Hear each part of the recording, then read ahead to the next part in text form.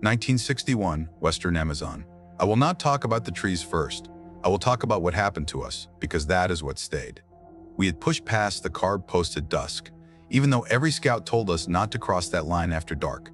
By full night, our boat drifted into a narrow bend where the river turned silent. Not quiet, silent. It felt like someone shut the world. The motor died without a sound. 1 second humming, the next dead weight. Our boat kept sliding forward on its own, like the water pulled us in. The Brazilian corporal beside me stiffened. His eyes lost focus, like he was hearing someone far away. I shook him. He whispered a warning the tribes used, one he should not have known. I felt cold even in that heat. Then I looked down. The river under us was dark and flat. No wind, no ripples. Yet in that surface I saw tiny lights.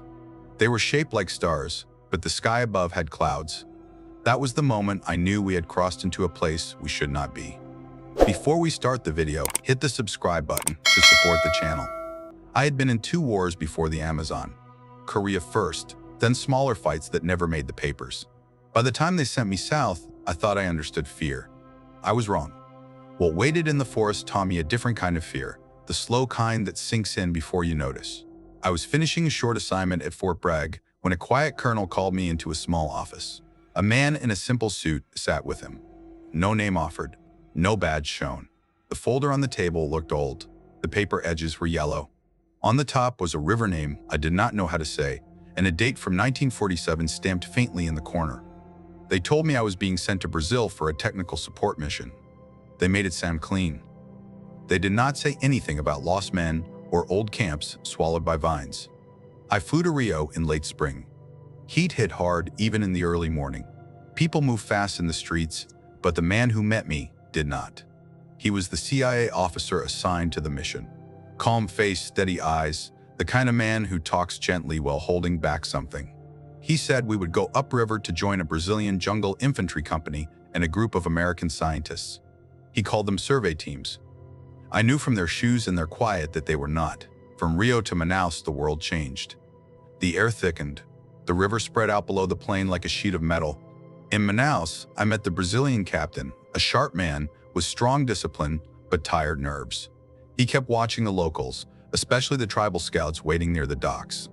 Those scouts avoided us. When the CIA man spoke, they looked at the floor. We left the next morning by boat convoy. Long wooden hulls with outboard motors, packed with rifles, crates, and men who tried to hide their worry. My job was to train the Brazilians in small unit tactics, keep order, and support the scientists. Simple on paper. Days on the river all looked the same. Muddy water, thick walls of trees, clouds pushing low. The smell never left us, rot, fuel, sweat. I kept checking our distance on the map, but the river bent in ways that did not match the lines. The scouts sat at the bow, whispering. When we passed a certain narrow cove, one of them touched his chest twice and stared straight ahead. I followed his gaze. The water in that cove was dark like ink, still, perfectly smooth. It reflected a clear sky even though the real sky had heavy clouds. I thought it was a trick of light. But the scout's face said otherwise. At night, we made camp on small bits of dry land. Smoke drifted low. The forest seemed to press against the firelight. The tribal interpreters shared small pieces of what the elders believed. There was a tributary they would not cross. Past a line of carved wooden posts, the forest changed. Men who went there forgot who they were. Some came back with blank faces. Some walked into the water and did not return. The men around the fire laughed it off, but not fully. Even a joke can have fear under it. On the 4th morning, the river narrowed so much the branches brushed our shoulders. The scouts began moving their lips like they were repeating something under their breath. The Brazilian captain told them to stop. They did, but their hands shook. We reached the planned base site by late afternoon. It was nothing more than a thin clearing cut years ago, now half grown again. Vines hung over old stumps. Someone had been here once, but the jungle had taken most of it back. We unloaded gear and started setting up tents and prefabs. I walked the perimeter with 2 sergeants. The ground felt soft in odd spots, like the roots below were hollow. A scientist, the older one with round glasses, pointed at a set of moss-covered posts near the tree line. He said the locals marked boundaries with them. He wanted samples. The interpreter said those posts meant danger. The older man laughed quietly, almost kindly, and kept scraping the surface into a jar. When he opened the lid again, I caught a faint metallic smell. I thought it was rust. In the next days, we worked hard, digging out firing positions, setting up a radio mast, cutting back vines that grew faster than seemed normal. I checked our ammunition, counted rations, tested radios. Routine. But small things felt wrong. When I walked the same path twice, the trees seemed closer the second time. When I tried to mark a tree with a knife, the bark felt damp and cold, almost like skin. I kept these thoughts to myself. One evening, the Brazilian captain told me a story. A patrol had vanished the previous year near the upper tributary. No bodies, no weapons found. Just their camp left in place. He blamed smugglers. But he kept his voice low, like he did not believe his own words. We sent the scientists out in small groups to collect samples. They always walked toward the direction the scouts avoided. They brought back strange things. A fungus shaped like a thin web, insects with clear heads, markings on tree roots that looked like patterns instead of growth. Each day they seemed more excited. Each day the scouts grew more tense. On the seventh day, I heard the first full silence. Not quiet, total silence. It happened during a training march. One moment, the forest buzzed with life. The next, everything stopped. No birds, no insects, even the men froze. A strange pressure hung in the air. The Brazilian captain signaled to pull back. When the noise returned, it came all at once, like someone let it go. Minutes later, a light rain started. Warm drops landed on my face. When I licked my lips, I tasted a faint, sharp metal. I blamed old cuts in my mouth. But that sharpness stayed longer than it should have. We were close to the carved posts the tribes feared. I knew we would cross them soon. I also knew by then that something waited beyond them. The base took shape in pieces. A few wooden huts stood near the river. Canvas tents stretched between rough poles. A storage shed held crates of ammunition, spare radios, and sample containers for the scientists. The Brazilian infantry dug their fighting pits and marked lanes of fire.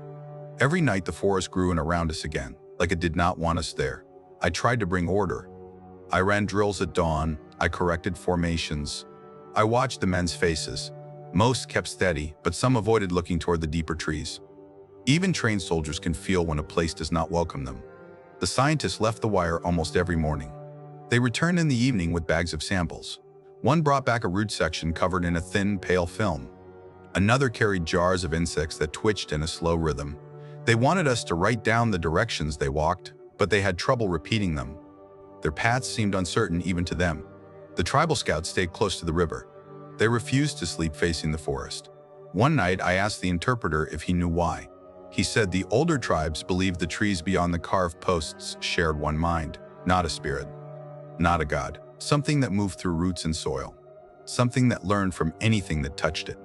I did not know how to answer that, so I said nothing. About a week in, the Brazilian captain brought me a report of a missing patrol. It was from the previous year, not ours. They had camped near the same tributary we were moving toward. Their camp was found clean, packs open, food untouched, weapons stacked in a neat row. Tracks led to the water and stopped. He tried to smile when he told me, but the smile did not hold. The CIA officer kept our focus on movement. He pushed us farther upriver each day. He said we needed to locate the best ground for a radio and sensor station. He never said why this station needed to be so far inside a place the locals avoided. Anytime I asked, he changed the subject. Radio contact with Manaus was steady at first. Then, short bursts of static began cutting in. At odd times, the static sounded shaped, like broken words too low to understand. The signal officer tried to adjust frequencies, but the pattern kept returning. He joked it was the forest breathing. No one laughed. One morning, the scientists asked for an escort to a set of carved posts the scouts had pointed out earlier. They did not know what the carvings meant. They wanted to document cultural markers. I led a small team. When we reached the posts, the scouts stayed behind us. They refused to move closer. The posts were old wood, hardened by sun and age. Faces carved into them stared toward the trees, not the river. Each face looked empty, as if the carver wanted them to appear awake but not alive. The scientists touched the carvings with their bare hands. I felt a strange pressure in my ears. The younger scouts stepped back and whispered something. I caught only one word: boundary. We returned to base before night. I checked the perimeter. Something bothered me. A tree I had marked with a small slash earlier that day now had fresh growth covering the mark. It was not possible for bark to reform that quickly. I ran my fingers over it. Smooth. Cool. As if the cut had never been there. Trouble grew slowly. First, it was disorientation. A Brazilian sergeant walked to the latrine and ended up near the riverbank without remembering how he got there. Then a young soldier woke up in the wrong tent, confused and shaking. The medic said it was stress, but stress does not make you forget your own steps. 2 days later, we found new tracks near the northern perimeter. Bare feet, a single line of them. The interpreter said they looked recent. When we followed them, they curved back in a slow loop before ending in a patch of soft mud that showed no sign of struggle. It was like the person walked into the earth. The older scientist grew bolder. He asked for deeper patrols past the posts. The CIA officer agreed too fast. The Brazilian captain disagreed but could not override an American order. When the scouts heard about the plan, one said he would not go past that line even with a rifle to his head. He left camp the next morning and did not return. Silence hit again on a humid afternoon while I ran a navigation drill. Birds stopped. Leaves stopped rustling. Even the men stopped talking. A stillness pressed on our chests. It lasted only seconds, but those seconds felt stretched. When the sound finally returned, the forest looked the same, yet I felt we had stepped into a place that expected us. Later that day, a short rain passed over us. Warm drops tapped on my helmet. I lifted my head. A metallic taste spread across my tongue again, sharp and thin. I could not tell if it came from the rain or from inside my mouth. That taste stayed longer each time. That night we heard a low cry from somewhere near the tributary. Not an animal, not a man. Something drawn out, almost like someone calling for help but without words. The Brazilian captain ordered extra guards. No one slept well. I walked to the riverbank before dawn. Fog hung over the water. For a few seconds, everything looked normal. Then I noticed the far bank. The car posts we had visited seemed darker now. Their shapes blurred slightly, as if the night had softened their edges. Even the scouts avoided that direction. I understood why. Word reached us shortly after sunrise. A Brazilian platoon that had gone to scout the tributary had not reported back. Their last radio call sounded confused. Something about turning the wrong way. After that, nothing. The CIA officer gathered us and said we would cross the boundary to find them. It was clear now. We were heading into the part of the forest the tribes warned us about, and we were doing it with men who were already losing pieces of themselves. We moved out before sunrise. The air felt thick, as if the forest already knew we were coming. Our team was mixed. A few Americans, a handful of Brazilians, 2 scientists, and 1 tribal scout who stayed only because he felt responsible for us. The older scout had already vanished. I kept my eyes on the men. Some looked ready. Some looked unsure. All of us felt the weight of what we were walking toward. The river to the forbidden tributary grew narrow and slow. Tall branches curved over the water like ribs.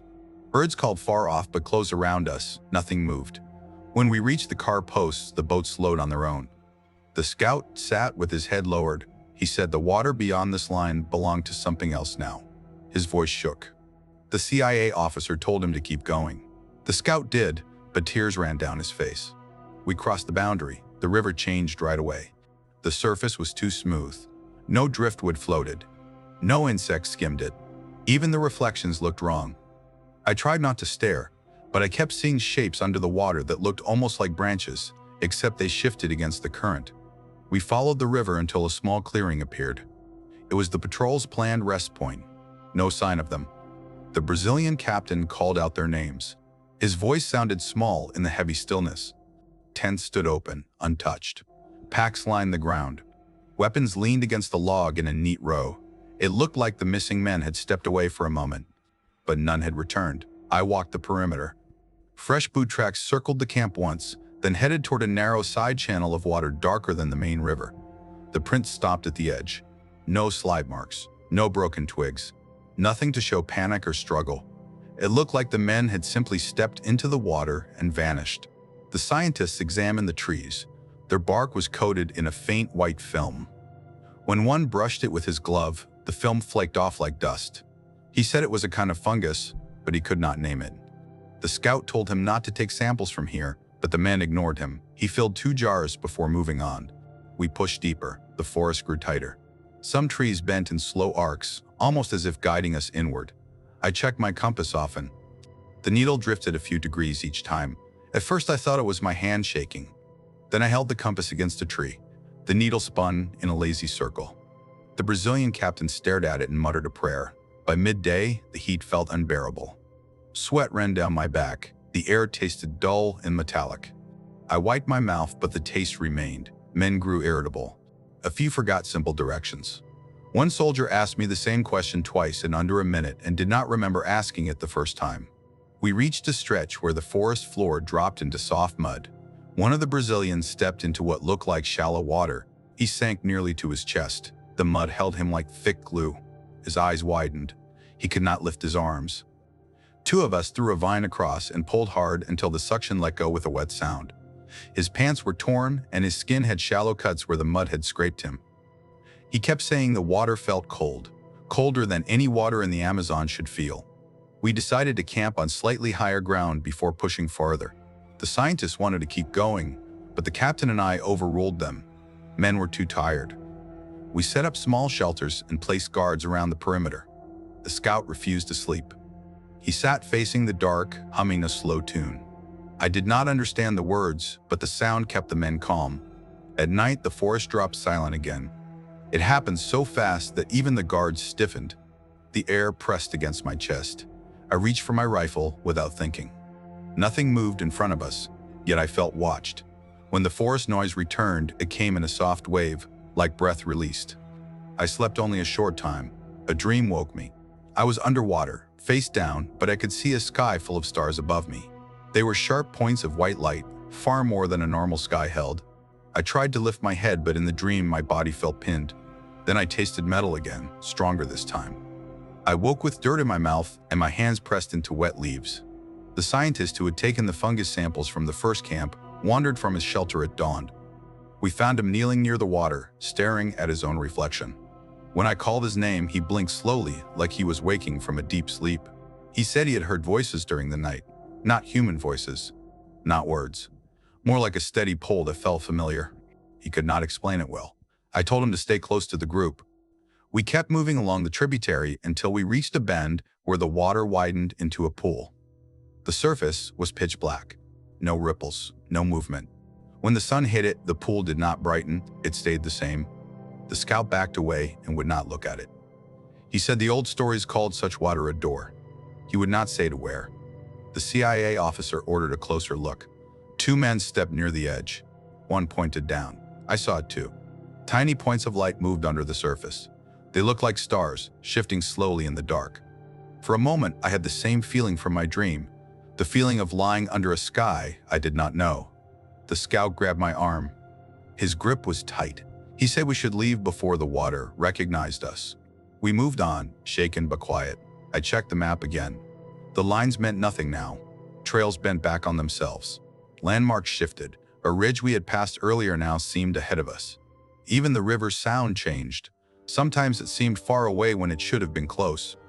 Later that afternoon, we found traces of an older path, wooden planks, half-rotted, a rusted marker with faint English letters.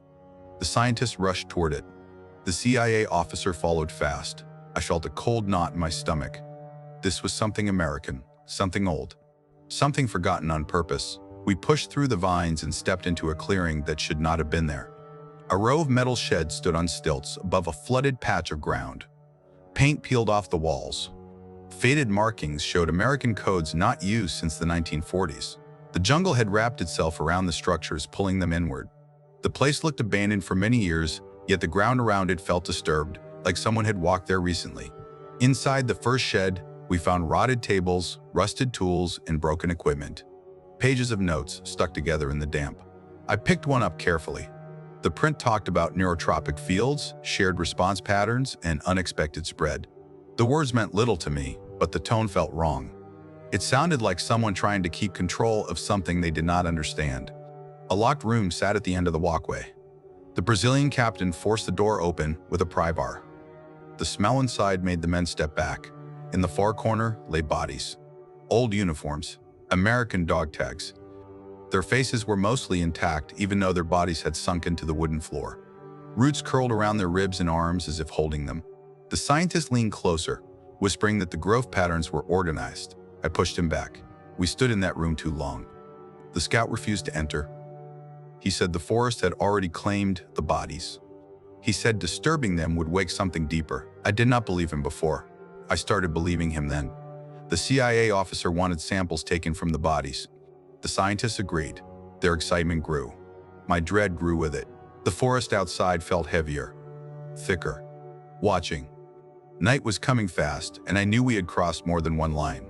We stayed near the old sheds long enough to feel the forest leaning in on us. By late afternoon, the light dimmed too fast, and the air cooled in a way that did not match the season. The Brazilian captain wanted us out before night fell. The CIA officer insisted we continue inspecting the structures. The scientists agreed with him, eager and distracted. I felt trapped between duty and instinct. We split into small teams to search the remaining sheds.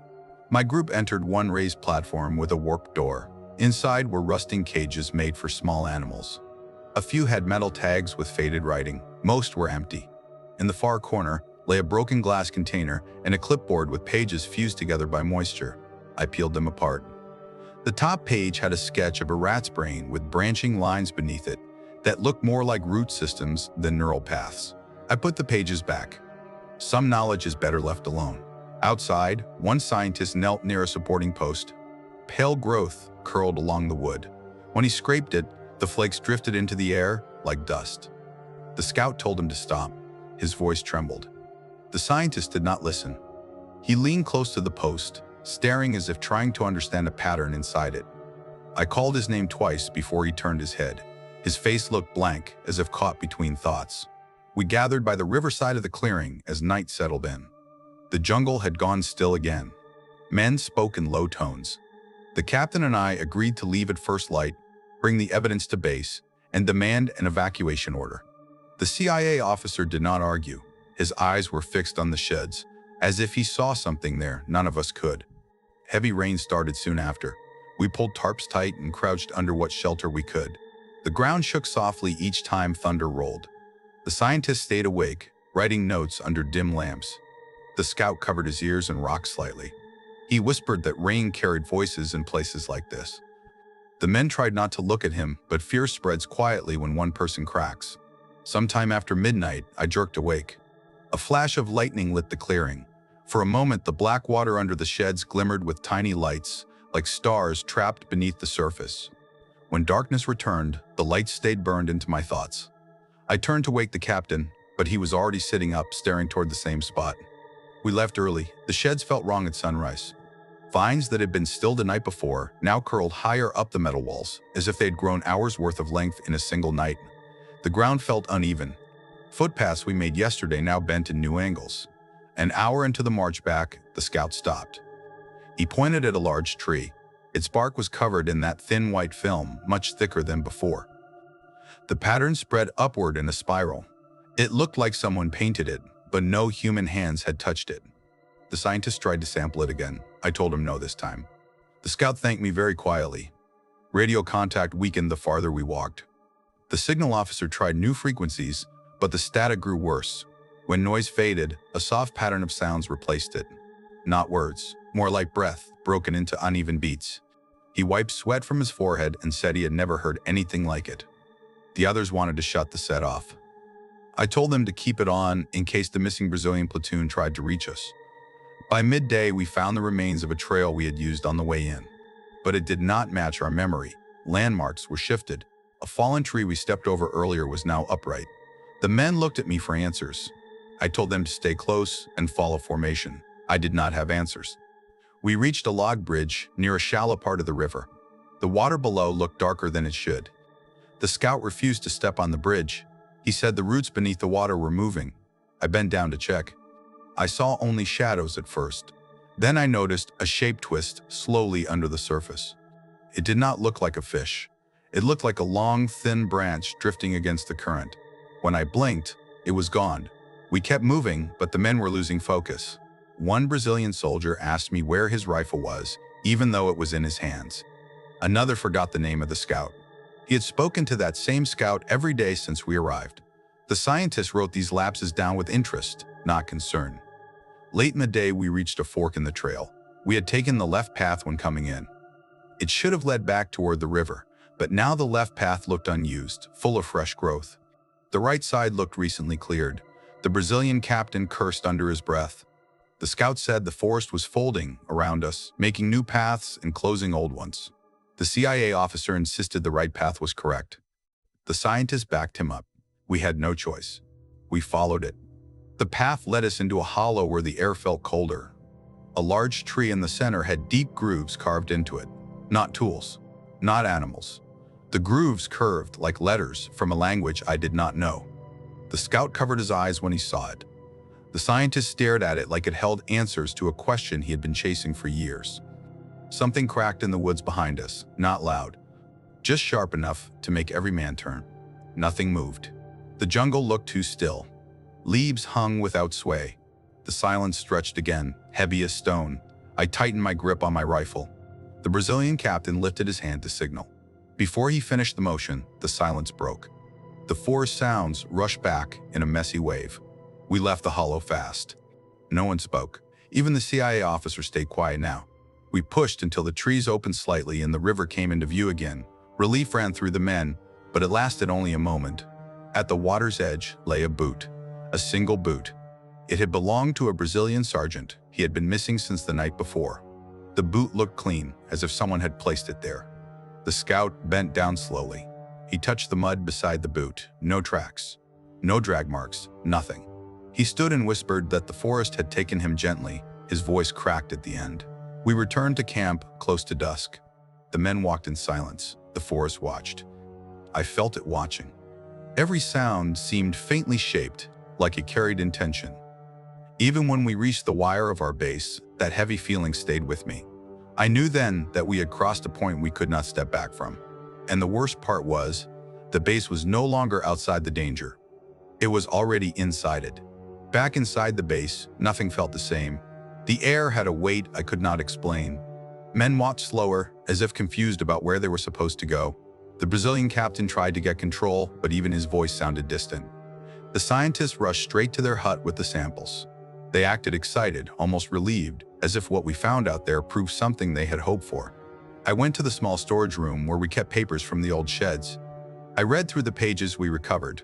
The writing came from men who had worked here in 1947. They described a fungus in the soil that acted like a shared signal between animals. At first it only changed small things, movement patterns, feeding cycles. Then the notes shifted. They wrote about men losing sense of time, forgetting orders, walking into places with no memory afterward. One line stayed with me. It said, "The network does not infect bodies first. It infects choices." I felt sick. The project had been shut down after several soldiers disappeared. Now, someone had reopened it under new names and new goals. The CIA officer had known. The scientists had known. The rest of us were only bodies to get them in and out. I did not walk out of that room the same. When I reached the main tents, 2 Brazilian soldiers were arguing. One claimed he had walked perimeter for 2 hours. The other's watch showed only half an hour. They both swore they were right. Their voices cracked. The captain told them to calm down, but they kept repeating themselves, lost in loops. Memory had started slipping through their hands.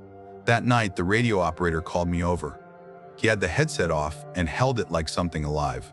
The static had changed. It pulsed in short, uneven bursts. He said it felt almost patterned. The sound made the skin on my arms rise. I told him to shut the set down for the night. A few hours later, while checking positions, I saw a soldier standing near the wire, staring into the trees. I called his name. No answer. I walked closer.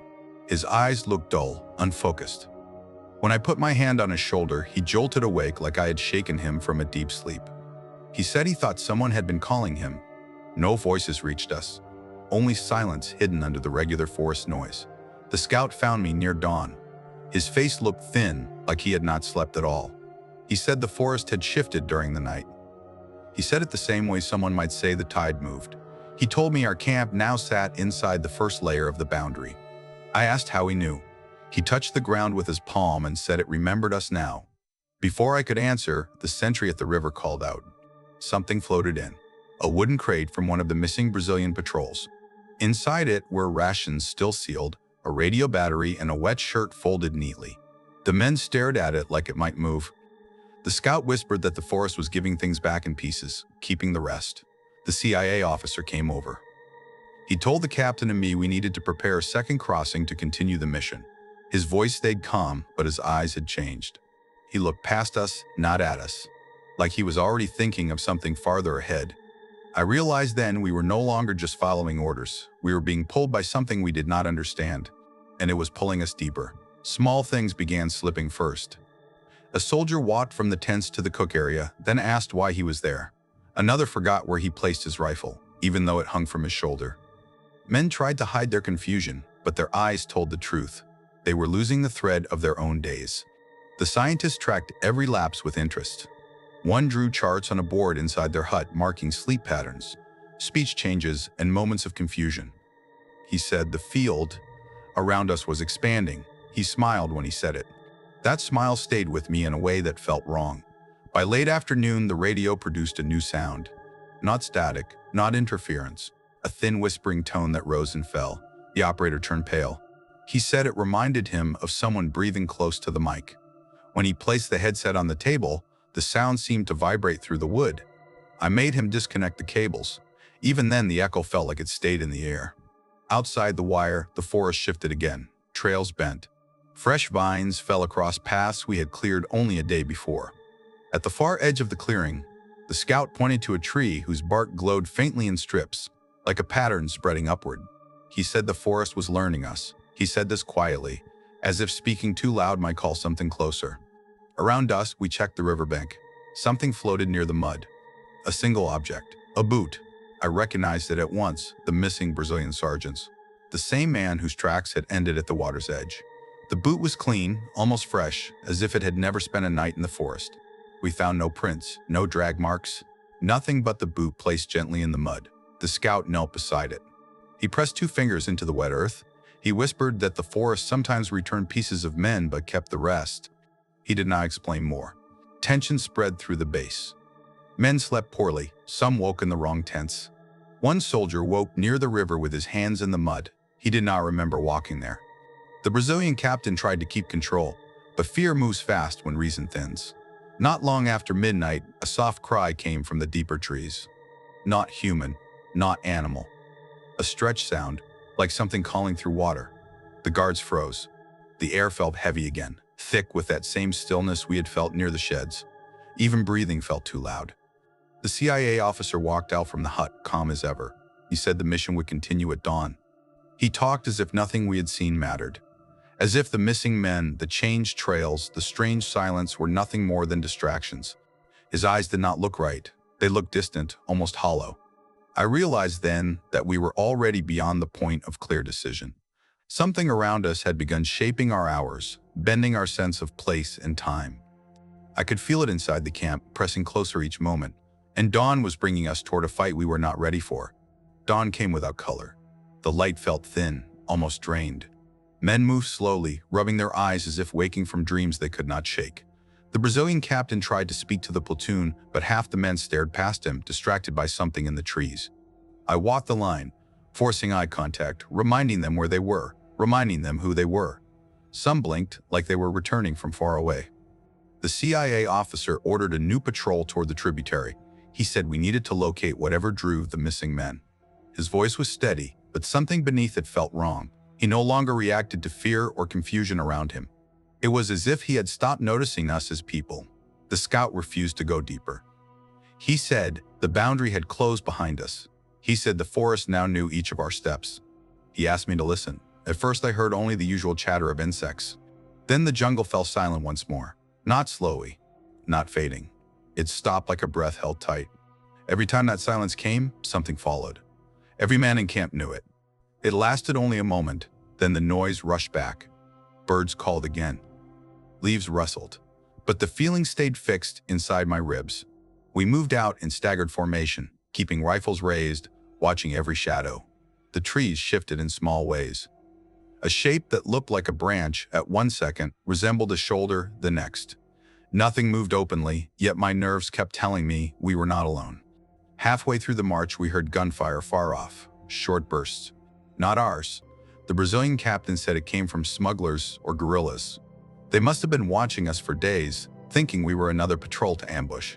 They did not understand the truth of where they were standing. We reached a clearing where fog lay across the ground. Visibility dropped to a few feet. The silence came again. A soldier beside me stiffened, lifting his rifle toward the trees. I followed his line of sight but saw only fog. Then a shape shifted. A figure, human height, human outline. It stepped forward, but when the fog thinned, no one stood there. One Brazilian soldier broke formation and walked toward the fog. I grabbed his arm. He stared at me as if he did not know who I was. I shook him hard. His eyes cleared for a moment. He whispered that someone was calling him by name from the trees. The voice sounded like his own. We pulled back to a tighter formation. Then we heard yelling from behind us. Guerrillas had slipped near the riverbank and opened fire at shadows moving through the brush. They thought they were ambushing us. Instead, they were shooting at shapes they did not understand. The shots echoed wrong, bending around the trees, making it impossible to tell where they came from. We formed a defensive line and returned fire to keep the guerrillas from overrunning us. They fired wildly, hitting nothing. Then the silence hit again. Every sound vanished, even our rifles seemed muted. A pressure built in my ears.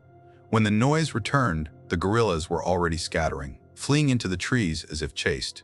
For a moment I felt relief. Then one of our own sentries shouted from camp. The base was under pressure. Something was moving through the wire. Something we could not see clearly. We rushed back, weaving through trails that twisted in new ways.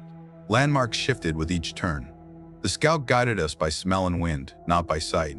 When we broke through the brush, the base looked different. Some tents were not where we left them.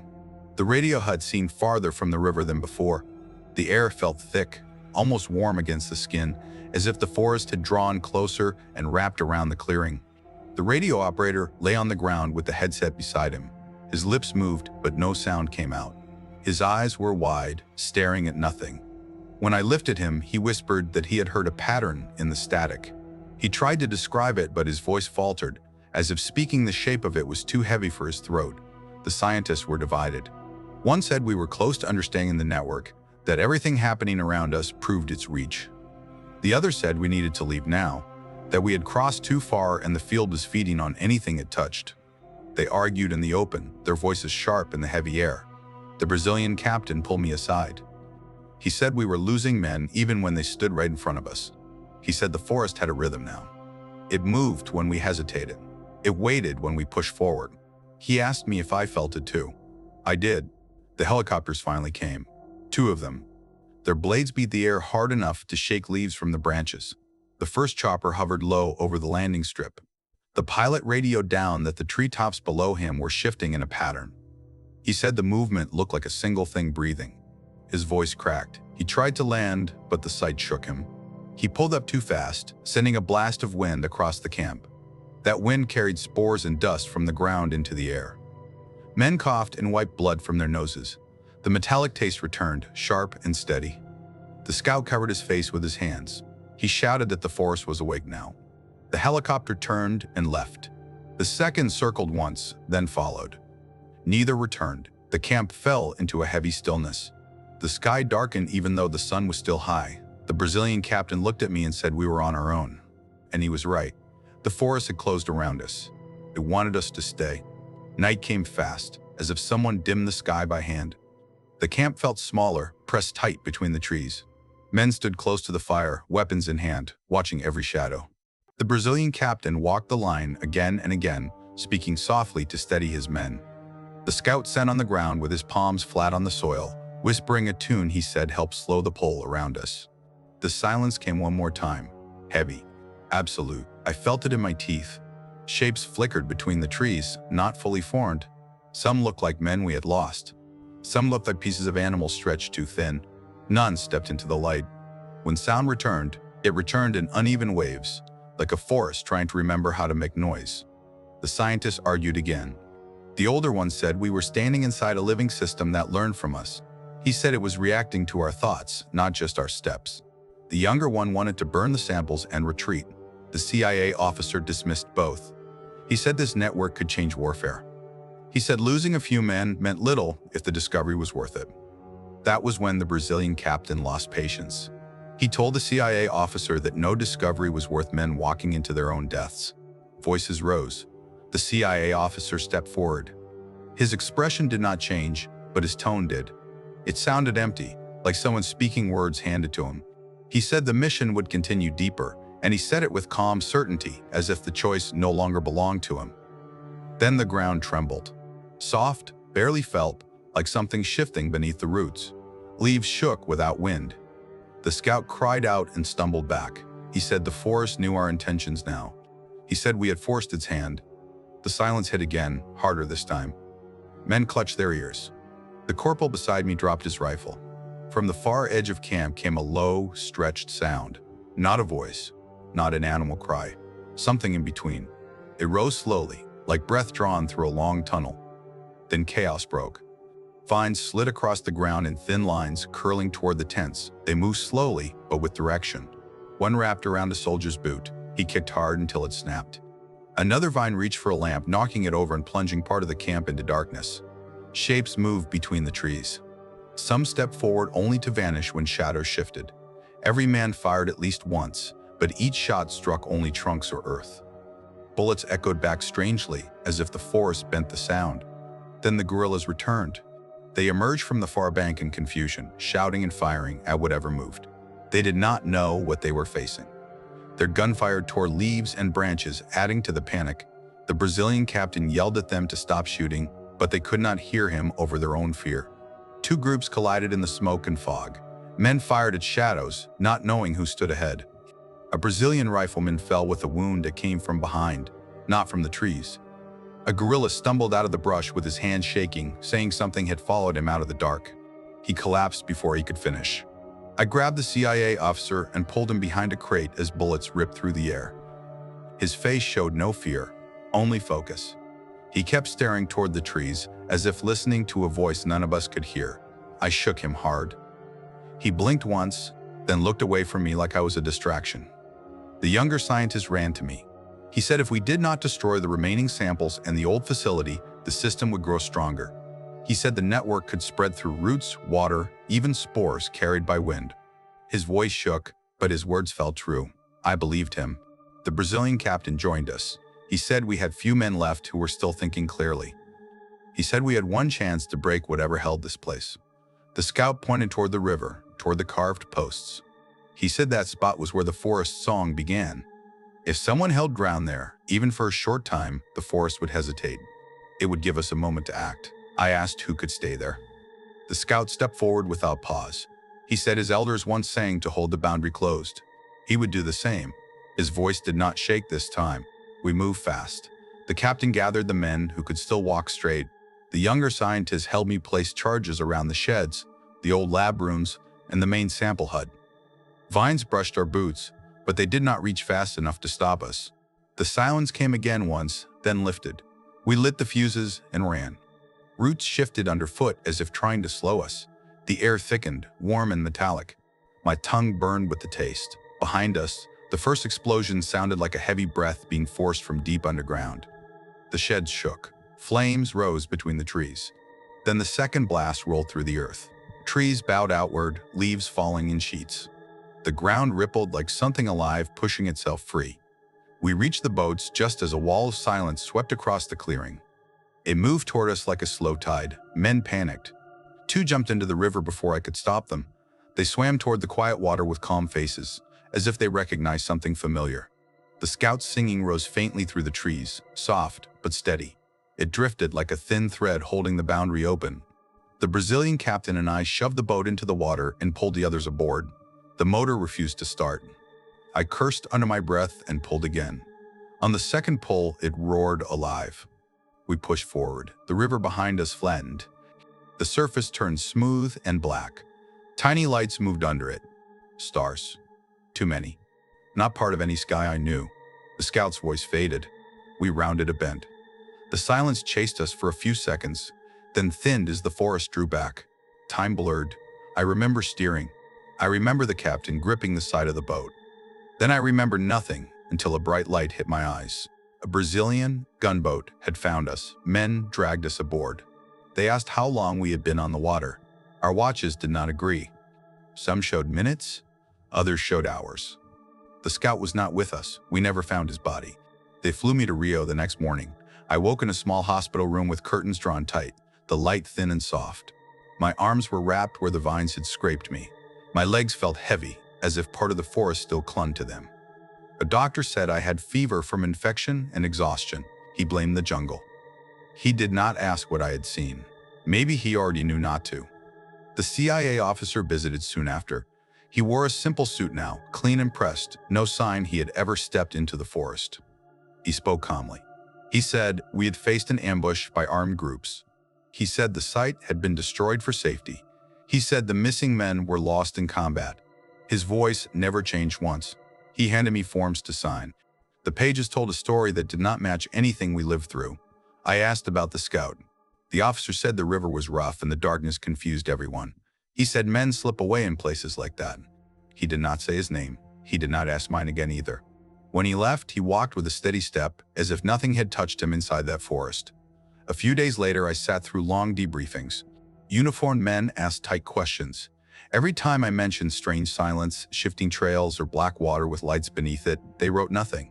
When I pushed harder, one of them shut his folder and told me to stay with known events. I understood. They wanted a clean record, not the truth. I met the surviving scientist once more. He looked drained, older by many years. He said the project would be moved. He did not say where.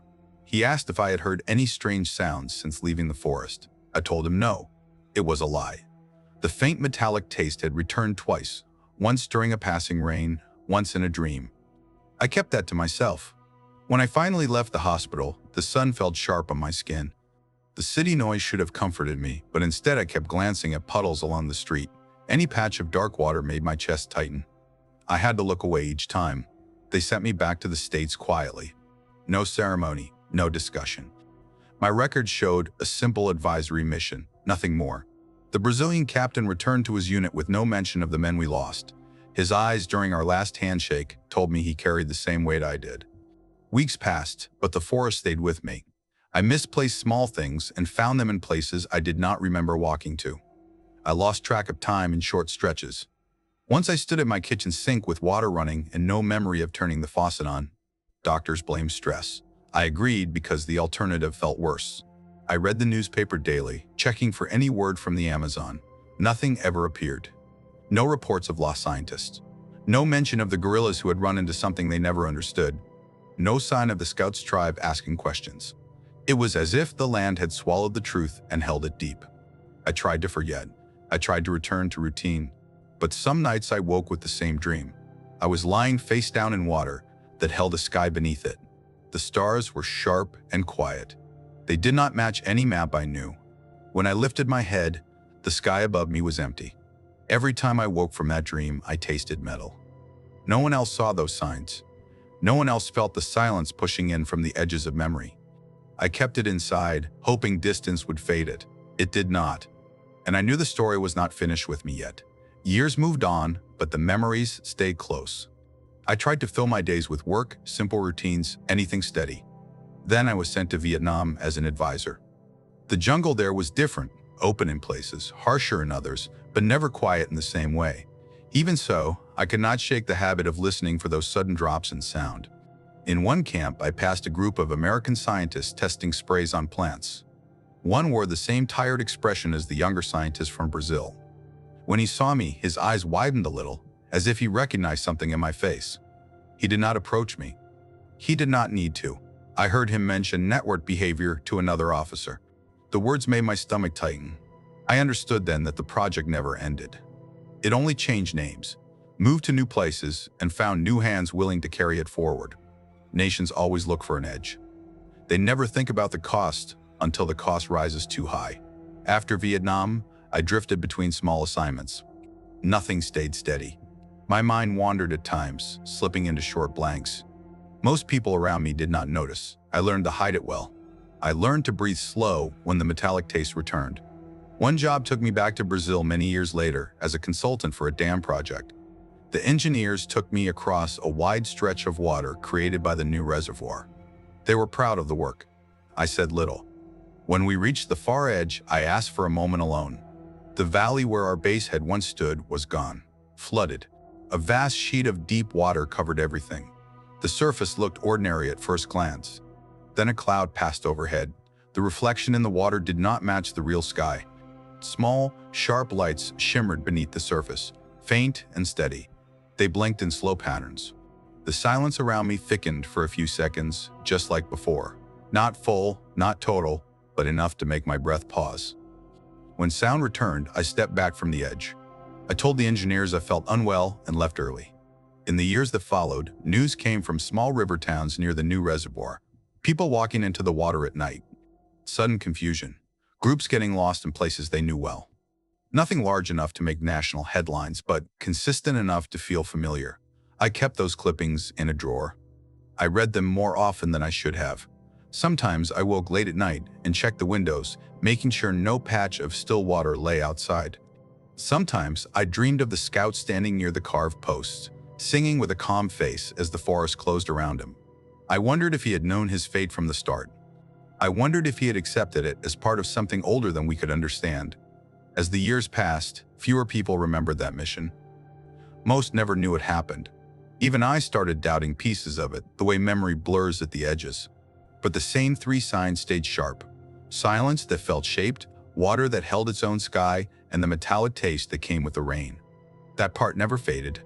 It followed me quietly, like the echo of a place that did not want to be forgotten.